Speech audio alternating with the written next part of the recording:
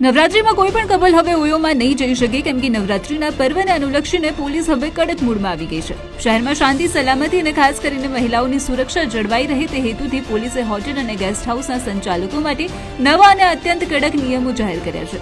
Surat police દ્વારા બહાર પાડવામાં આવેલા નિયમોનું સૌથી ગંભીર ચેતવણી સ્પાય કેમેરાને લઈને છે। પોલીસે સ્પષ્ટતા કરી છે કે હોટેલના રૂમમાં કે બાથરૂમમાં જો કોઈ પણ જગ્યાએ સ્પાય કેમેરા મળી આવશે તો તેની સંપૂર્ણ જવાબદારી હોટેલ સંચાલકની રહેશે અને જો સંચાલકની સંડોવણી જણાશે તો તેમની સામે કડક કાયદેસરની કાર્યવાહી પણ કરવામાં આવશે અને કપલને ટૂંકા ગાળા માટે રૂમ તો નહીં જ આપવામાં આવે। હવે હોટેલ સંચાલકોએ યુવક યુવતીઓને ટૂંકા ગાળા માટે રૂમ આપવાનો સ્પષ્ટ ઇનકાર કરવો પડશે। તરુણ વયની કે છાત્રાઓને પણ રૂમ આપવા પર પ્રતિબંધ મુકાયો છે અને સાથે જ જો કોઈ પણ યુવતી દુપટ્ટાથી મોં ઢાંકીને આવે તો તેનો ચહેરો અને આધાર કાર્ડની ચકાસણી કર્યા બાદ જ તેમને રૂમ આપવાનો થશે।